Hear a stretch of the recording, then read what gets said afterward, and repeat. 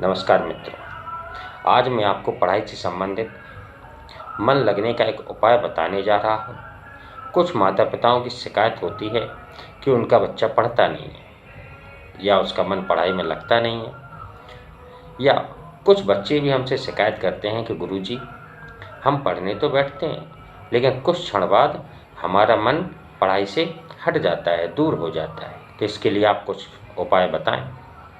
चूँकि ज्योतिष शास्त्र में कुछ टुटके बताए गए हैं जिनका प्रयोग करके आप अपने बच्चे का मन पढ़ाई में स्थिर कर सकते हैं। अब चूँकि पढ़ाई तो सभी बच्चे करते हैं, चूँकि बच्चा कहता है कि मैं पढ़ता तो हूँ लेकिन मुझे याद नहीं होता है या मेरे दिमाग से जल्दी विस्मरण हो जाता है, यानी भूल जाता है। अब इसके लिए उसकी कुंडली में भी कुछ ग्रह दशाएं हो सकते हैं कि उसका मन स्थिर या एकाग्र क्यों नहीं रहता है। तो इसके लिए माता पिता या बच्चा स्वयं इन उपायों में से कोई भी एक उपाय करके अपनी बुद्धि को स्थिर कर सकता है। चलिए मित्रों, उपाय नंबर 1 इसकी बात करते हैं। तो इस उपाय को करने के लिए सबसे पहले आपको एक सफ़ेद चौकोर कपड़ा लेना है। सफ़ेद चौकोर कपड़ा कॉटन यानी सूती का होना चाहिए। उस सूती कपड़े में आपको एक मुट्ठी मूंग, एक मुट्ठी हरी मूंग डाल देना है। इसके बाद 2 छोटी इलायची लेना है। उन 2 इलायची को मूंग के ऊपर रख देना है।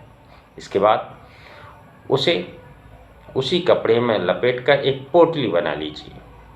जब पोटली बनकर तैयार हो जाए तो आप उस पोटली को जिस कमरे में बच्चा पढ़ता है उस कमरे की उत्तर दिशा में, जिस कमरे में बच्चा पढ़ता है उस कमरे की उत्तर दिशा में उस पोटली को आप रख दीजिए।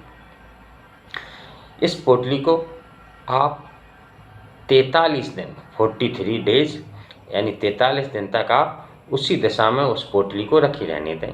इसके बाद जब 43 दिन पूरे हो जाएं तो 43वें दिन आप उस पोटली को उठाएं और उसे किसी बहते हुए जल में प्रवाहित कर दें, यानी उस पोटली को खोलकर बहते हुए जल में प्रवाहित कर दें। चूँकि यह जो उपाय है यह बुद्ध यानी बुद्धि का जो स्वामी होता है उसे प्रसन्न करने का उपाय है। इससे क्या होगा, आपके बच्चे का मन पढ़ाई में स्थिर हो जाएगा, पढ़ाई में उसकी रुचि होने लगेगी। इसके बाद अन्य उपाय के रूप में दूसरा उपाय होता है, जैसे आपका जो बच्चा है वो पढ़ता है, उसकी जो भी पुस्तकें हैं उन सभी पुस्तकों में आप एक मोरपंख प्रत्येक पुस्तक में आप रख दीजिए। मोरपंख का जो प्रभाव होता है वो ये होता है कि मोरपंख आपके बच्चे की बुद्धि को स्थिर रखेगा, उसकी एकाग्रता को बढ़ाएगा। तो इस तरीके से इस दूसरे उपाय को भी आप कर सकते हैं। इसके बाद तृतीय उपाय के लिए आपको गुरुवार के दिन, यानी जो शुक्ल पक्ष होता है, शुक्ल पक्ष का प्रथम जो गुरुवार पड़े, शुक्ल पक्ष में जिस दिन प्रथम गुरुवार हो, यानी प्रथम गुरुवार के दिन आपको पीपल के वृक्ष के पास जाना है शाम के समय, यानी सूर्यास्त से आधा घंटा पहले, यानी सूर्यास्त से आधा घंटे पहले आपको एक पीपल के वृक्ष के नीचे जाना है और वहाँ पर एक पत्ता लेना है। पीपल के वृक्ष का एक पत्ता उठाना है और उस पत्ते के ऊपर 5 प्रकार की अलग अलग मिठाई आप उस पत्ते के ऊपर रख दीजिए। इसके बाद 2 छोटी इलायची उसी पीपल के पत्ते पर आप रख दीजिए। इसको रखने के बाद आप उसे पीपल देवता या पीपल वृक्ष के नीचे उसे रख दें और प्रार्थना करें कि हे पीपल देवता, मेरे बच्चे का मन स्थिर करें, उसकी बुद्धि एकाग्र करें। तो इस तरीके से आप प्रार्थना करने के बाद उसे वहीं पर छोड़ देना है। यह उपाय आपको लगातार 3 गुरुवार करना है, लगातार 3 गुरुवार।